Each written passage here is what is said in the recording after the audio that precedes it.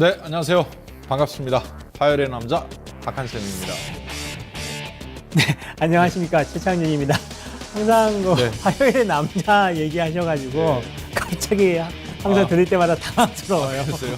어떤 면에서 당황스러우신지. 아니, 박한선 네. 전문가께서는 네. 항상 보면은 네. 남성미의 상징이신데 뭐 그런가요? 화요일에 남자라고 강조를 하시니까 네. 아이고. 갑자기 그냥 빵빵 터지거든요. 네. 저희가 화요일이고 또 네. 맨 처음에 화끈하게 질러보자. 네. 그렇죠. 2014년도 11월부터 시작했는데 네. 그때 이제 여러분들한테 약속했던 게 화끈한 수익률로 약속을 드렸었죠. 네. 그래서 항상 처음 약속을 잊지 않고자 그렇게 멘트를 하고 있습니다. 네.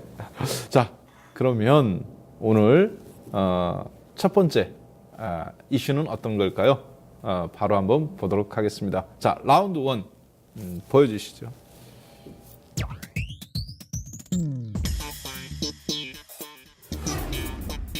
네, 라운드 1 지배 구조 이슈. 종목별 모멘텀이 될까 하는 부분입니다. 자, 지배 구조에 대한 부분이 요즘 종목에 새로 좀 뜨겁게 네. 이렇게 종목 어떻게 보면은 마치 네. 이렇게 대한민국 전체 지도가 있으면 거기에 이제 뭐 서울은 삼성전자, 네. 부산은 현대자동차, 뭐 대구는 어떻게 보면 뭐 SK, 인천이 YG버니까 SK, 그다음에 뭐 대구 같은 경우는 어떻게 보면은 이제 뭐 GS 그룹이라든가 두산 그룹 이런 걸로 좀 이렇게 비유가 될 수 있겠는데 그 특정 지역만 비가 오는 거죠. 네. 서울은 서울인데 예를 들어서 여기 합정동에 삼성그룹인데 특정 종목만 올라가는 것처럼 삼성동에만 이렇게 비가 쫙 내리는 그 지배구조에 대한 어떤 부분 때문에 요즘 이게 은근슬쩍 주가들이 굉장히 좀 많이 특징을 짓고 있는데 오늘 또 굉장히 이슈가 된 종목이 있어요. 상한가 친 종목. 네. 한솔 로지스텍스. 네. 한솔그룹에 어떤 지배구조 뉴스가 있는 겁니까? 지금 뭐 지배구조에 대해서 지금 이야기를 해주셨는데요. 지금 보게 되면은 대기업들이 보게 되면은 지금 삼성그룹하고 또 최근에 삼성그룹 했고요. 그리고 중소형주 같은 경우도 보면은 뭐 또 코스맥스, 뭐 한국콜마 그리고 또 대기업 대한항공 이런 기업들 한진카라고 이렇게 또 기업 분할해가지고 주가 굉장히 긍정적인 그런 효과를 많이 봤거든요. 근데 그냥 가만히 있는 기업을 뭐 사업회사하고 지주회사하고 분할을 했는데 결과는 굉장히 좋거든요. 뭐 대부분 주가들이 괜찮은 기업들 같은 경우는 대기업들 같은 경우도 그렇고 대부분이 거의 80%의 확률로 주가에는 긍정적인 상승이 일어났기 때문에 대기업들이 지금 이게 지배구조 같은 경우는 대부분 대주주 일가의 그런 지배구조를 더 튼튼히 하기 위해서 그리고 또 주가를 긍정적으로 끌어들이기 위해서 했는데 한솔그룹 같은 경우 자료화면에 잠깐 보시면은 한솔그룹의 지배구조 변환 1단계는 어떻게 지금 진행이 됐냐면은 한솔그룹의 준 지주회사 역할을 하고 있는 한솔제지의 대주주 지분이 낮기 때문에 지금 한솔그룹을 지난해 8월 7일에 이사회를 열어가지고 한솔제지를 투자회사하고 사업회사로 인적 분할을 하면서 지금 한솔홀딩스 투자 부문에서는 한솔홀딩스라는 그런 기업으로 분할이 됐고요. 그리고 한솔제지 사업 부분은 한솔제지도 분할이 됐는데 분할 그런 비율은 62%대 38대 이렇게 돼가지고 일단은 먼저 한솔그룹의 지주회사를 전환을 시켰습니다. 한솔홀딩스라는 그런 투자회사로 분할을 하면서 지주회사를 전환을 했는데 이제 문제가 되는 게 뭐냐면은 한솔그룹이 지주회사로 전환되면서 향후 2년 동안의 지주회사 행위 요건을 충족시켜야 되고 그리고 순환출자 고리를 끊어야 된다. 이렇기 때문에 추가적인 그런 지배구조 변환을 해야 되는데 두 번째로 하는 게 뭐냐면은 요번에 오늘 얘기가 나왔던 게 한솔그룹의 지배구조 변환 2단계 순환출자 해소를 목적으로 한다. 이렇게 되어 있습니다. 현재 한솔그룹은 한솔 로지스틱스, 그 다음에 한솔홀딩스, 한솔 EME, 그 다음에 한솔 로지스틱스를 이렇게 되는 이어지는 순환구조도 돼 있는데 이거를 어제 이사회를 통해 가지고 한솔 로지스틱스라는 기업은 그런 물류를 담당하는 그런 사업을 하는 기업인데 그 기업을 한솔 로지스틱스 투자회사 그 신설법인을 하나 만들고 그리고 사업법인 그러니까 한솔 로지스틱스 사업회사를 존속법인으로 남겨놓고서 이거를 기업 분할을 하면서 순환출자 고리를 한솔홀딩스, 한솔 EM리, 한솔홀딩스 이렇게 순환출자만 존재하게 만들면서 분할을 했을 적에 이득이 되는 게 뭐냐 그러면은 지배구조 관련돼서 한솔 대주주 측면에서 이득이 되는 게 뭐냐 한솔홀딩스가 보유한 한솔재지 지분율이 현재 7.3%에서 15% 정도로 2배 정도가 늘어나는 측면이 있고요. 그러니까 대주주 지분이 많아지기 때문에 지주회사 지분이 많아지기 때문에 지배구조를 튼튼히 할 수 있다는 측면하고 그리고 한솔 라이팅에 관련된 지분도 47%에서 76% 늘어나고 그리고 자사주 비중도 7.3%에서 10% 정도 더 늘어난다는 이런 긍정적인 그런 지배구조 변화를 갖는 거를 볼 수가 있겠고요. 그리고 그림으로 본다 그러면은 한송홀딩스하고 한송로지스틱스 분할한 회사 투자회사하고 합병을 해가지고 한솔홀딩스 쪽으로 하나 묶어버리고 한솔로지스틱스는 사업 부문만 이렇게 따로 이렇게 분리를 한다는 게 그림에 나타나고 있고요. 그리고 한솔로지스틱스를 분할할 적에 분할 비율이 어떻게 되느냐? 투자회사는 분할 비율이 66% 정도, 사업회사, 존속회사, 신설회사는 투자회사고 66%, 그리고 사업회사는 34%를 이렇게 기업 분할을 해가지고 한솔홀딩스로 이게 합병한다는 얘기가 나왔고요. 그리고 합병했을 때 한솔홀딩스의 그런 한 주당 합병가액은 7,550원, 55원. 그리고 한솔로지스틱스 투자회사의 한 주당 합병가액은 2,919억 원. 이래가지고 합병을 해서 합해버리는 거죠. 그러니까 흡수가 되는 겁니다. 한솔홀딩스도.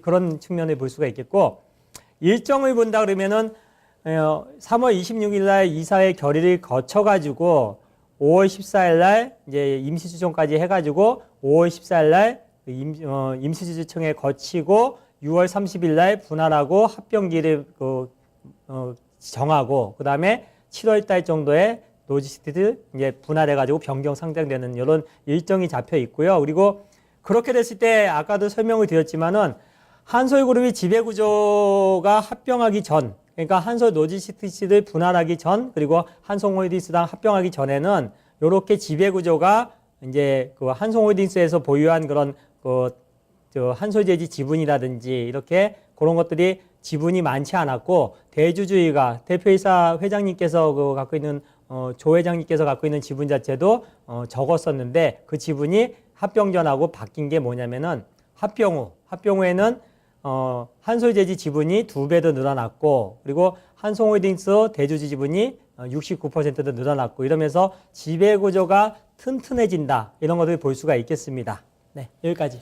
네, 순환 출자 구조에 대해서 방금 이렇게 이제 복잡한 지배 구조인데 네, 복잡합니다. 이거를 순환 출자 구조가 이게 이제 지배 구조 이슈가 이게 되면 네. 왜 호재가 되는 경우도 있고 악재가 되는 경우가 있는데 왜 이런 일이 일어난다고 생각하십니까? 가진 자의 그 여유겠죠, 뭐. 가진 자의 여유. 네. 저도 이제 이 지배 구조에 대해서 한 2년 전부터 저는 사실 집중적으로 네. 이렇게 좀 분석을 한번 오랫동안 해봤어요. 특히 우리나라 같은 경우는 여러분들도 아시겠지만 우리나라 지금 시가총액이 2,000포인트 기준으로 물론 이제 왔다 갔다 합니다만 평균 2,000포인트 기준으로 우리나라가 시가총액이 1,200조 전 왔다 갔다 합니다. 자, 그런데 종목이 860개예요. 주식을 하시는 분들이 860개인데 거래소 시장에서 그런데 1등인 삼성전자부터 저기 꼬치까지 거래 안 되는 종목까지 시가총액 기준으로 1등부터 나래비를 세워봅니다. 그러면 1,200조니까 860개가 나눠가지면 대략 한 1조 얼마씩 균등하게 나누면 나눠가져야 되겠지만 1등부터 100등까지가 시가총액의 80%를 가져갑니다. 그러니까 나머지 760개 종목은 실질적으로 시가총액의 20% 갖고 자기네들끼리 이전 투구하는 거죠. 진흙탕 싸움을 벌이는 거예요.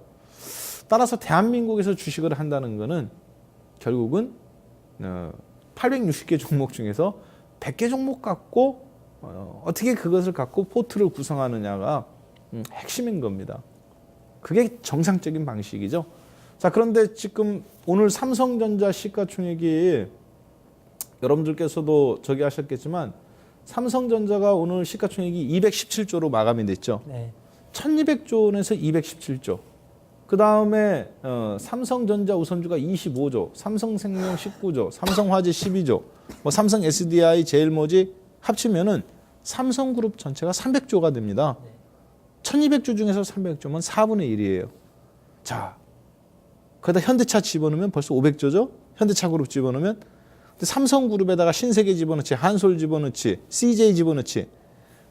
삼성그룹 가족, 이병철 회장님 그 시에서 나온 가족들을 집어넣으면 대한민국의 거의 절반을 장악하고 있는 거예요. 사실 상장된 기업만 보니까. 결국은 이 얘기는 무슨 얘기냐.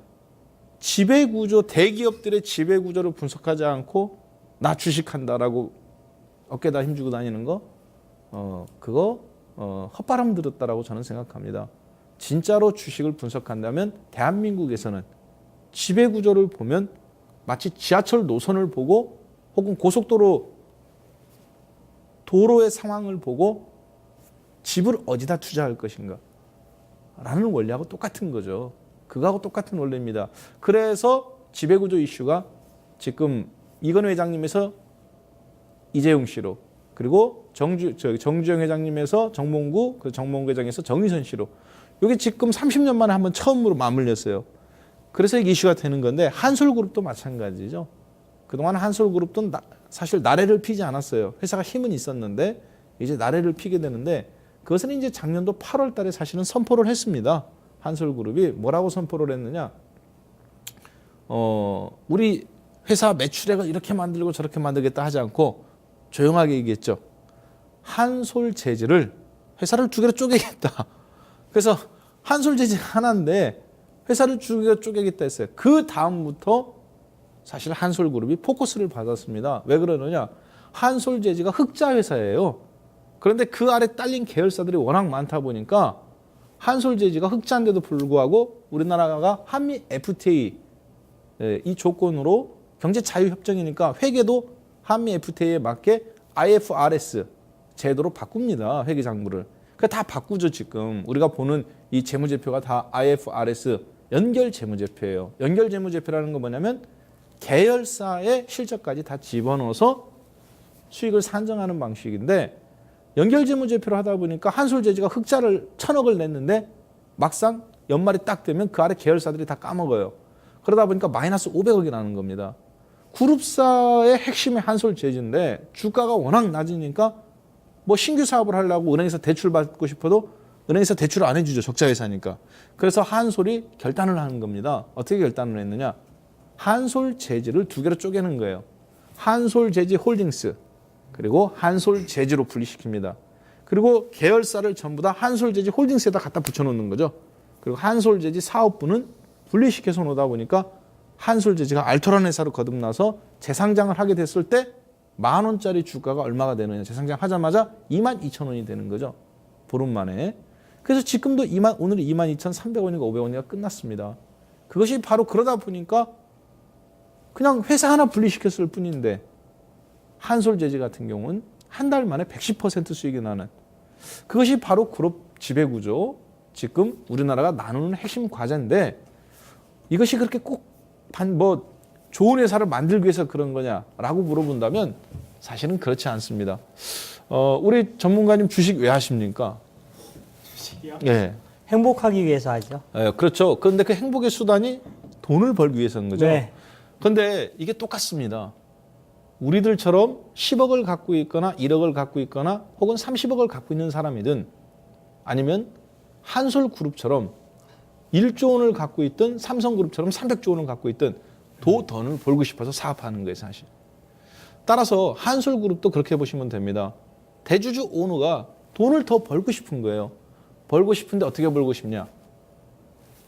자기 희생은 최소로 낮추고 내가 갖고 있는 그룹 회사를 이용해서 내 호주머니를 불리고 싶은 방법. 그러다 보니까 어떻게 하느냐. 꼼수를 두는 겁니다. 어떤 꼼수를 두는 거냐. 회사를 두 개 분리시켜요. 근데 분리시키는데 자기 돈 하나도 안 투입하고 한솔그룹 홀딩스를 장악하고, 그래서 한솔재질을 비싸게 안 사더라도 한솔홀딩스는 한솔재질을 장악하고 이런 식으로 해갖고 만드는 거죠. 그래서 오늘 발표가 나온 게 바로 그거죠. 한번 도표 잠깐 한번 보여주시겠습니까? 한솔그룹이 회사가 이제 저렇게 나눠지는 거죠. 예, 그 다음 잠깐 한번 보여주십시오. 예. 조동길 회장님, 조동길 씨하고 이인희 씨가 한솔 로지스틱스 지분을 6.1%를 갖고 있습니다. 그리고 한솔 홀딩스는 6.9%를 갖고 있어요. 자, 그런데 여러분들도 보시다시피 한솔 홀딩스가 한솔 재질을 장악하고 있고, 그리고 한솔 홀딩스가 한솔 테크닉스도 장악하고 있고, 한솔 라이팅도 장악하고 있고, 한솔 홀딩스가 그룹의 거의 모든 부분을 다 장악하고 있는 거죠. 그런데 대주주 오너 지분이 6.9%밖에 안 됩니다. 지분율이 굉장히 약하죠. 만약에 누가 한솔 홀딩스를 지분을 10% 20%씩 장악해 들어오면 까딱하면 회사 다 뺏기게 생겼습니다. 그러니까 머리를 씁니다. 내 돈을 안 쓰고 어떻게 하면 저 한솔 홀딩스를 다 장악할 수 있을까? 가만히 생각해 보니까 한솔 로지스틱스를 장악을 하는 거예요. 한솔 로지스틱스 지분을 지금 6% 갖고 있는데 한솔 로지스틱스는 또 한솔 홀딩스를 8% 갖고 있습니다. 그래서 두 개 회사를 합쳐버리는 겁니다. 이번에 나온 게 그거죠. 한솔 로지스틱스와 한솔 홀딩스를 합치겠다. 합치는데 그냥 합치는 게 아니라 한솔 로지스틱스를 한솔 로지스틱스 홀딩스 그리고 한솔 로지스틱스 사업부, 택배 사업부로 분리시켜서 홀딩스하고 한솔 로지스틱스 홀딩스하고 한솔 홀딩스하고 합친다. 그러면서 날로 한솔 로지스틱스만 갖고 한솔 홀딩스를 먹어버리겠다는 얘기죠. 그렇게 되면 자기 돈 하나도 안 풀고 두 회사를 합병해서 지분은 늘어나고 호주머니는 두둑해져 가면서 대주주 오너 지분은 늘어나는 구조죠. SK그룹도 마찬가지고 삼성도 마찬가지입니다. 현대도 마찬가지고. 그리고 왜 그런데 지금 하느냐 그걸 옛날에 안 하고. 옛날에는 이게 불법이 아니었어요. 이런 식으로 순환 출자 구조를 갖는 게. 근데 지금은 금산 분리법 그리고 계열사 몰아주기 요거 금지시킨 거죠. 이제 13년도부터. 그리고 지금 유예 기간을 준 겁니다. 앞으로 이게 법적으로 안 되니까 빨리 그 순환 출자를 계산해라. 지분율을 높여라. 그럼 내 돈 주고 사야 되니까 돈 주고 사기는 싫고 한솔 재질을 꼼수를 부리는 방법이 삼성이든 현대든 저런 방법이죠.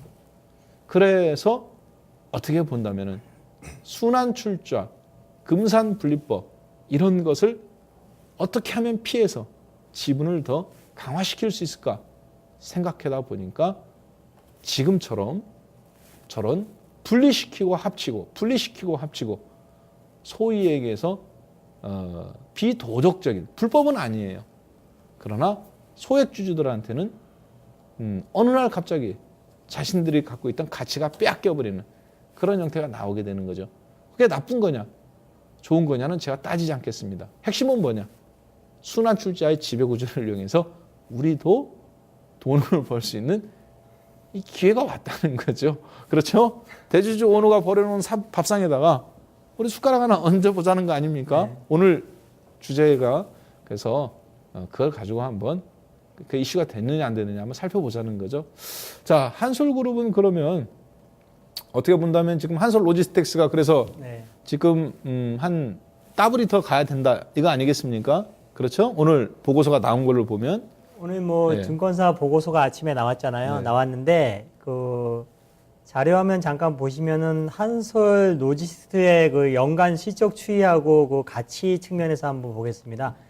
한솔 로지스틱스가 물류회사인데 지금 실적 보게 되면은 2012년도 매출액은 뭐 한 4,400억대 2013년도, 14년도 이렇게 되고 있는데 영업이익은 2012년도에는 120억 원의 이익이 났었고 2013년도는 한 86억 원, 그리고 88억 원, 그리고 2014년도는 57억 원 정도로 경기에 굉장히 민감한데 실적은 지금 계속 약간 감소되는 측면이 있는데 지금 한솔 로지스틱스의 회사 가치를 오늘 날짜로 제가 잠깐 뽑아봤는데 한솔 로지스틱스의 현재 시가총액이 1,491억 원입니다. 오늘 상한가 가가지고. 근데 그거를 이제 기업 분할을 했을 때 투자 회사로 했을 때 그 기업 분할이 66%로 분할이 되니까 해당 가치는 한 980억 원 정도 시가총액 기준으로 했을 때 이렇게 분리를 했을 적에 그리고 사업 가치 그 물류회사를 분할했을 때 사업을 했을 때 가치가 시가총액에서 34% 정도이기 때문에 506억 원인데 증권사에서 나온 보고서에 의하면은 투자 회사 가치는 뭐 적정하다고 이렇게 보고 있고요. 현재 오늘 상한가 가치도 적정하다고 보고 있고 이 사업회사, 물류회사가 앞으로 경기가 좋아지고 또 그러면서 실적이 좋아진다 그래서 이쪽에 2014년도 실적이 최고로 안 좋았을 때인데 2015년도부터 조금씩 좋아진다 그랬을 때 사업 가치를 한 800억 정도 잡더라고요. 800억. 그래서 현재 그 시가총액이 현재 가치도 봤을 때 한 300억에서 한 400억 정도 더 올라간다고 지금 오늘 보고서가 나왔는데 제가 봤을 때는 일단 시장에서 주목을 받고 오버슈팅이 나가면은요 그 가치 이상으로 올라가거든요. 그래서 한솔 로지스틱스의 그런 그 주가는 좀 더 긍정적으로 더 움직이지 않을까 이렇게 보고 있습니다. 네. 그러면 이제 한솔그룹 못지않게 네. 지금 SK그룹이 또 SKCNC하고 네. SKC하고 네. SKCNC하고 SK하고 합병하는 거 요게 또 나왔어요. 자, 그런데 그거를 보니까 이게 합병 이슈가 네. 마치 우리 수령님 우리 김정일 수령님 저기 김정은 뭐 대장동지 네. 만세 이런 거 하는 것처럼 북한 애들처럼 SK하고 SKCNC하고 합병하는 것이 회장님 우리 최태원 회장님 네. 배불리기 위해서 네. 합병하는 딱 그거 아니겠습니까? 어떤 내용인지 한번 순환 출자 구조 한번 간단히 설명해 주시죠. SK의 시가총액이 지금 얼마냐면요. 7조 8천억 원입니다. SK 시가총액이 7조 8천억 원이고요. SK CNC의 그 시가총액을 오늘 날짜로 해서 이렇게 보니까 얼마냐면은 11조 7천억 원입니다. 11조 7천억 원. 주식을 오래 하신 분들은 아시겠지만은 SK그룹의 지주회사는 SK CNC가 상장이 되기 전에는 SK가 지주회사였거든요. 그리고 SK CNC하고 SK하고 합병된다는 얘기는 벌써 오래전부터 계속 얘기가 나왔던 겁니다. 근데 최근에는 그 SK CNC가 시장에서 주목을 많이 받는 이유는 어떤 거냐면은 자, SK의 지배구조를 잠깐 보시면은 설명이 될 겁니다. 자, 화면 보시면 SK 지배구조를 보시면은 SK CNC의 대주주가 누구냐면은 최태원 회장님이 32.9% 갖고 있습니다. 그리고 최기원 씨가 10.5%, 그리고 자사주가 12%. 그래서 통으로 딱 쳐보니까 한 55% 정도가 SK CNC가 대주주 일가라고 자사주 보유하는 분들이 다 갖고 있습니다. 그죠? 12조 정도가 되는데 거기서 한 50%에서 60%를 다 대주주 일가가 다 갖고 있다고 보시면 됩니다. 그리고 SK의 그 대주주 현황을 보니까 SK CNC가 또 31.8%를 갖고 있고 자사주가 23.8%를 갖고 있습니다. 그래서 SK의 대주주는 SK CNC하고 자사주가 갖고 있는데 여기에 중요한 거 최태원 그 회장께서 갖고 계신 분은 지분은 없습니다. 그러니까 어떻게 되죠? 최태원 회장님이 지분을 많이 갖고 있는 SK CNC의 주가를 올려버리고 최태원 회장이 하나도 안 갖고 있는 SK 주가는 그냥 쳐 박아버리는 겁니다. 하락시켜버리는 거예요. 그래 놓고서 나중에 합병을 했을 때 합병 비율이 합병했을 때 비중을 많이 갖고 갈 수 있는 게 SK CNC거든요. 그래서 현재 시장에서 주목을 받는 게 SK CNC입니다. 그래서 앞으로 합병되는 시나리오를 보게 되면은 자, 앞으로 어떻게 합병이 될 거냐. 현재는 SK CNC가 SK 지분의 31.8% 갖고 있고 SK가 SK텔레콤을 25% 지분을 갖고 있고 SK텔레콤이 SK 브로드밴드 그리고 SK 플래닛 그리고 SK 하이닉스의 지분을 이렇게 갖고 있는 그런 지배구조로 되어 있는데 앞으로는 어떻게 될 거냐. 시나리오입니다. 이거는 뭐 시장에서 보는 시나리오인데 맞을 수도 있고 안 맞을 수도 있지만은 확률이 굉장히 높기 때문에 제가 자료를 뽑아 갖고 왔는데 SK CNC하고 SK하고 합병을 하는 겁니다. 합병을 하는데 SK를 또 SK텔레콤을 투자회사하고 사업회사도 나눠가지고 그래가지고 세 개 회사 SK CNC, SK텔레콤의 투자회사 다 합쳐가지고 최태원 회장의 지배력을 굉장히 튼튼히 하면서 그 밑으로 SK텔레콤의 사업회사, SK플래닛 사업회사, SK 하이닉스의 사업회사 이렇게 지배 구조를 갖고 갈 것 같습니다. 네. 네, 그런데 이제 SK그룹이 지금 왜 네. 그전에도 할 수 있었는데 왜 지금 하느냐. 네. 순환출자 구조를 최태원 회장님은 더군다나 지금 이제 벽돌 대학에 계시죠. 네. 예, 우리 이제 전문 용어로 이제 교도소라고 하면 그러니까 벽돌 대학에 계셔요. 최태원 회장님이 건강하십니다. 네. 그렇죠? 왜? 보통 재벌들이나 이런 사람들이 감옥에 가면 건강해져서 나와요. 왜? 식단이 일단 다이어트 식단입니다. 그리고 그 안에서 규칙적으로 운동을 시켜줘요. 더 자고 싶다고 해서 못 잡니다. 술 못 먹죠, 담배 못 피죠. 그러니까 대부분 깜빵 갔다 오시면 재벌 회장님들이 휠체어에 앉아 계시다가 깜빵에서 나오시면 벌떡 일어나요. 기적처럼. 그래서 이제 나오시는데 가만히 생각해 보니까 지금 아까 보신 것처럼 표 한번 잠깐 볼까요? SK그룹은 SK텔레콤, 하이닉스, SK케미칼 그리고 SK이노베이션 모든 그룹사의 주식을 누가 갖고 있느냐? 바로 SK가 다 목줄을 쥐고 있죠. 그런데 최태원 회장님 지분이 하나도 없어요. 최태원 회장님이 가만히 보니까 내가 앞으로 살 날이 많이 남았는데 이거 지분 구조가 약하잖아요. 그러니까 SK CNC가 대신 30%를 넘게 SK를 장악하고 있죠. 네. 근데 저거 갖고는 간접 지배니까 직접 지배를 하고 싶은 거죠. 그래서 가만히 보다가 어떻게 하면 자기 호주머니를 불릴 수 있을까라는 생각을 하게 됩니다. SK를 돈을 주고 사자니 수조 원이 들어가겠고, 근데 보니까 SK CNC가 31%를 SK를 장악하고 있죠. 그리고 SK는 자사주 23.8%, 4분의 1이에요. 자사주라는 건 어떻게 본다면 공동의 재산이죠. 네. 그런데 SK를 날려버리면 저 공동의 재산이 SK CNC가 31%를 갖게 되는 거겠죠. 그러니까 최태원 회장님을 위해서 SK CNC하고 SK하고 합병했을 때 최태원 회장님이 SK 지분이 하나도 없는데 SK 지분까지도 18%를 장악하게 되는 겁니다. 그래서 저렇게 순환 출자 구조를 하는데 앞으로도 굉장히 건강하시게 20, 30년 더 사실 수 있는데 네. 왜 지금 하느냐? 거기에 이면에는요 이런 문제가 있습니다. 고 최종현 회장님 산하에 가족분들, 형제분들이 있어요. 그렇죠? 네. 그런데 어떻게 보면 그 최태원 회장님의 삼촌이죠. 숙부님들. 거기에 대주주가 누구냐? 참, 거기 회사를 장악하고 있는 게 누구냐? 바로 SK케미칼입니다. SK가스하고. 그래서 이쪽에서 이제 SK그룹에서 떨어져 나가려고 해야 된단 말이에요. 왜냐? 최태원 회장님하고 서열이 같은 사촌 간에 이제 나와야 되니까. 그래서 얽혀있는 지분이 SK증권, 그리고 SK네트워크스, 이런 종목들이 지금 중간에 얽혀 있습니다. 이런 걸 풀고 끊으려면 먼저 내 거부터 정리하고 나중에 분사시켜야 되는 거죠. GS가 LG그룹이 LG, GS, LS, LIG 4개로 나눠졌던 것처럼 여기 이제 이게 떨어져 나가야 됩니다. 그래서 어쩔 수 없이 지금 타이밍이 하게 되는 거예요. 뭐 떡본 김에 제사 지낸다고 정부에서 순환 출자 구조 개선하라, 계열사 밀어주기 안 된다 하니까 마침 하게 됩니다. 자, 그러면 어떤 주식이 여러분들한테 남아있는 수익률을 안겨주겠습니까? 어떤 주식이 될까요?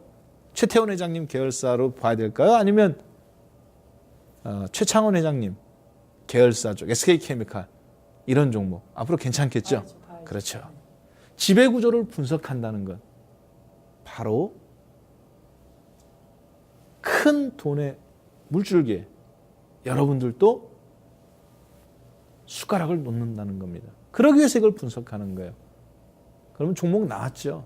SK그룹은 SK그룹 내에서, 그리고 이쪽 최창원 회장님 계열 내에서 여러분들한테 남아있는 수익률, 어떻게 본다면 재벌들이 함께 가는 돈을 투입한 곳에 가는 전략, 이 바로 지배구조 분석이다. 이렇게 보시면 되겠습니다. 자, 전문가님. 네. 그러면은 이 SK그룹이라든가 아니면은 한솔그룹 우리가 좀 집중적으로 살펴봤는데요. 요거 말고 네.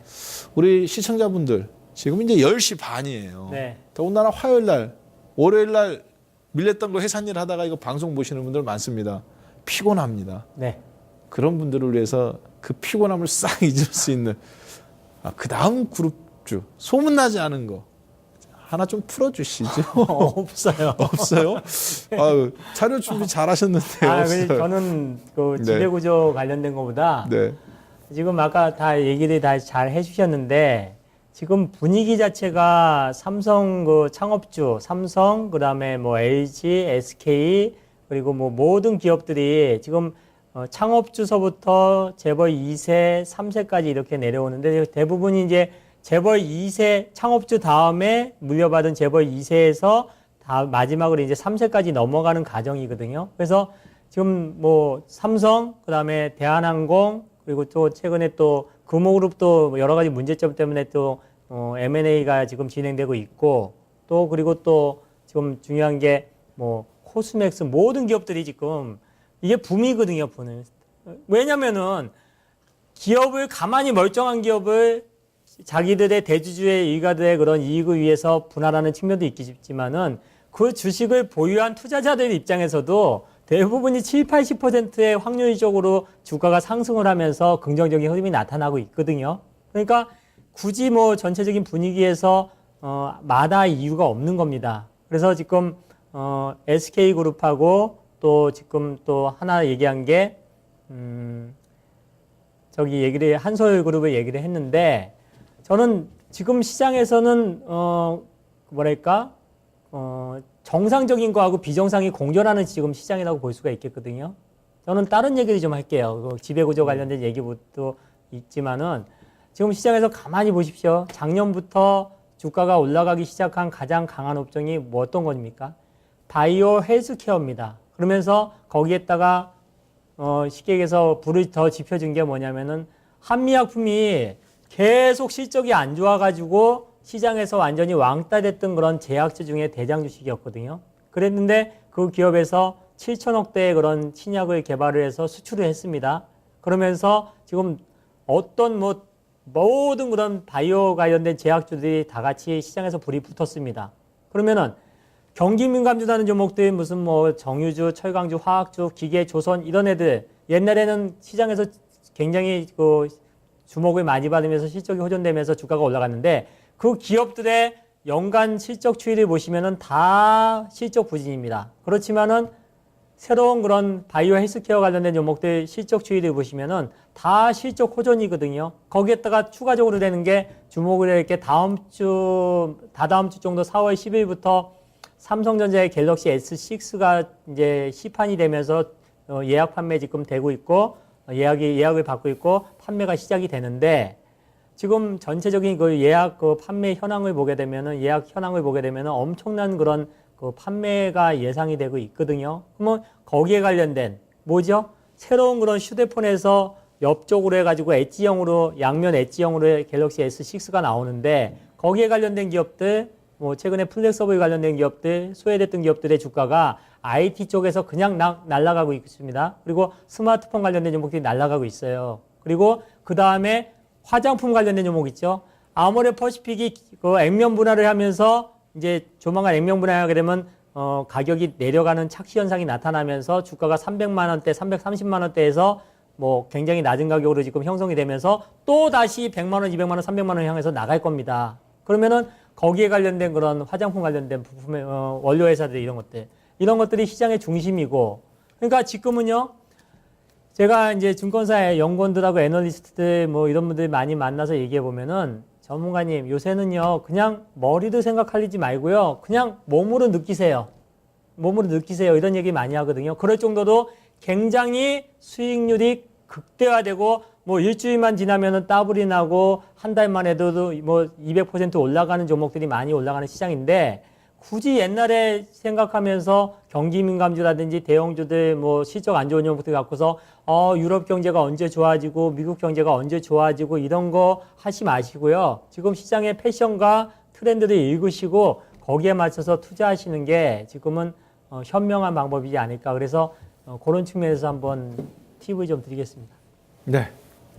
저는 뭐 화요일답게 제가 지금 여러분들에게 한번 언급드리는 종목들 한번 검색을 해보세요. AK홀딩스, 노루홀딩스, 그리고 사조산업, 전부 다 STN홀딩스, 전부 다 홀딩스라는 게 뭐냐면 지배구조예요. 사람의 지배구조의 정점.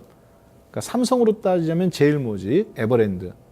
이렇게 지배구조의 정점에 있는 회사입니다. SK로 따지면 SK C&C. 같은 회사. 자, 그런데 이런 종목들이 다 300%, 400%씩 올랐어요.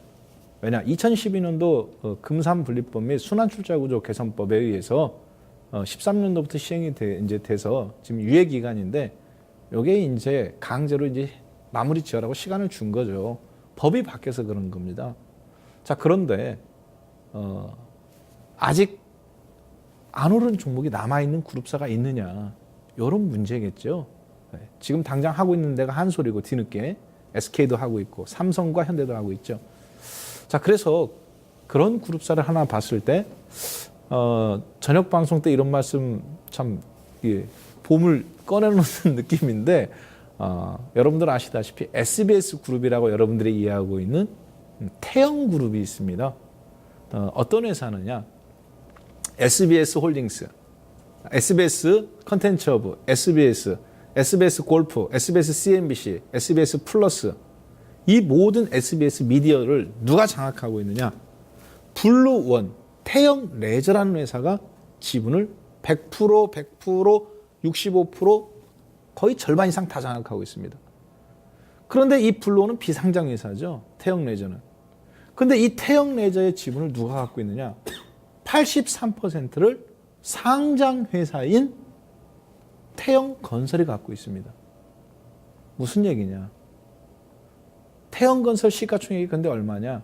겨우 4천억밖에 안 해요. 따라서 현재 태영건설의 이 4천억밖에 되지 않는 가치는 결국은 태영건설도 태영홀딩스로 가야 됩니다. 네, 지주회사로 가야 되는 거죠. 건설회사라 그렇지 사실은 건설회사가 아니에요. 미디어 회사죠. 또 뿐만 아니라 이거 말고 광주 여주 엑스포 여수 엑스포부터 해갖고 여러 가지 회사들을 거느리고 있습니다. 이거의 정점에 있는 회사가 겨우 시가총액이 4천억밖에 안 된다는 거.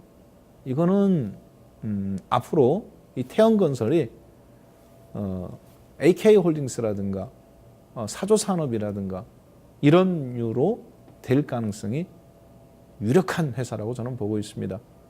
지금 당장은 아니지만 지금 눌림목 구간이에요.